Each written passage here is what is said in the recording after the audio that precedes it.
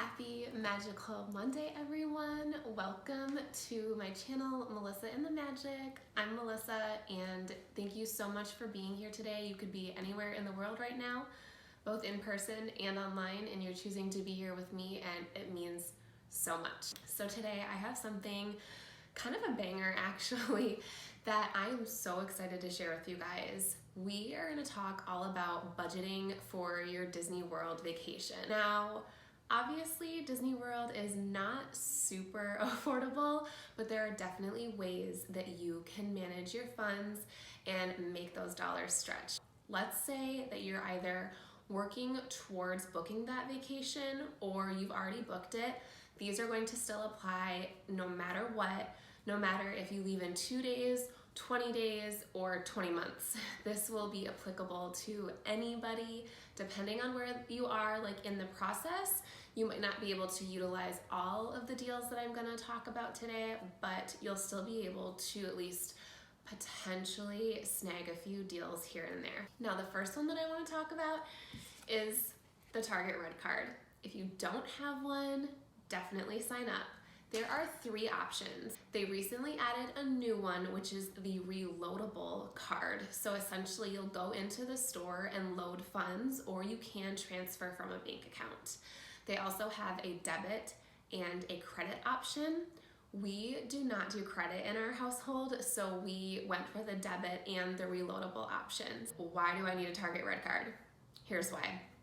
First and foremost, you get 5% off all of your purchases. And I think a lot of us moms like to shop at Target, on top of the fact that they have some really awesome kids clothes, as well as they're mixing in a lot of those family sets. That Target Red Card is gonna get you 5% off all of your purchases.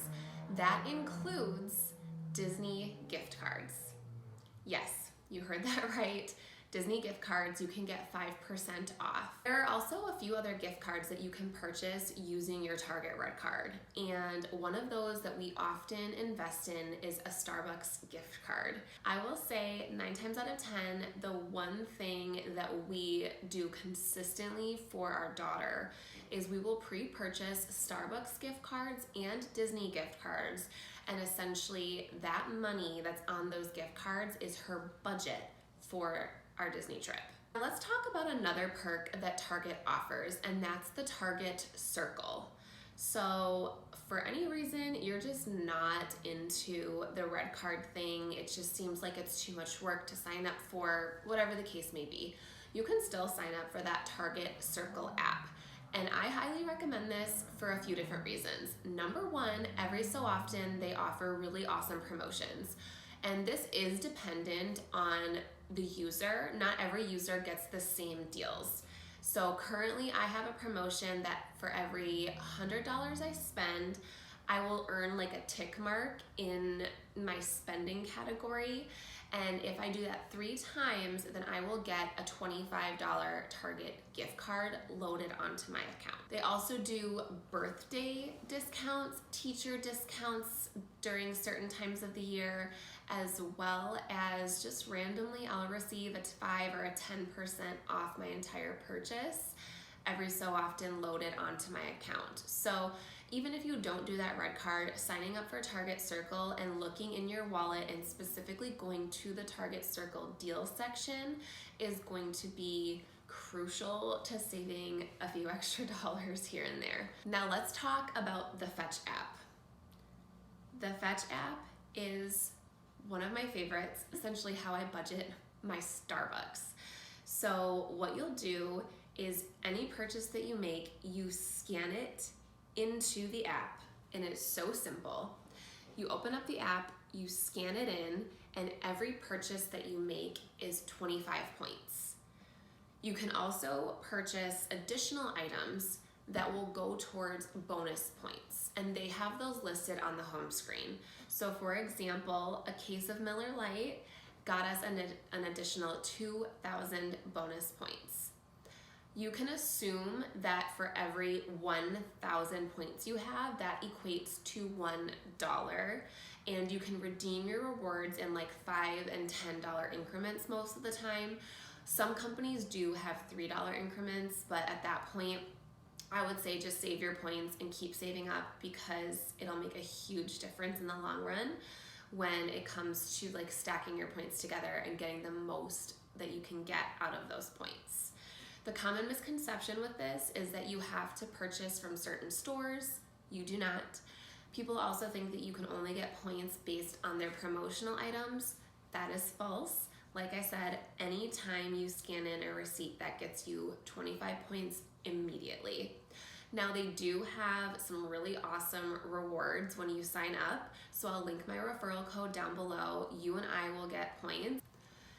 Now let's talk owner lockers. Owner lockers are something that I feel like are not talked about enough. And honestly, even as a local, I've considered re-signing up for an owner locker, because we like to tent camp at Fort Wilderness, and sometimes it's just easier to have your stuff delivered and not have to deal with another thing like packing or doing the basic necessities like toiletries when you're already setting up a tent. So what an owner's locker is it's a tote that you have a membership for. You purchase that membership, and then depending on the membership level that you purchase, you pay for the delivery, or if you spend $225 a year, you get unlimited visits or deliveries to any Walt Disney World resort.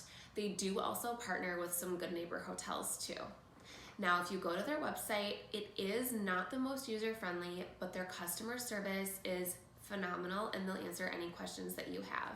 Essentially, it's as easy as logging in, signing up, and scheduling that first visit. They have it scheduled down to the resort as well as the time frame that you will be there. They will drop it off at your resort and pick it up.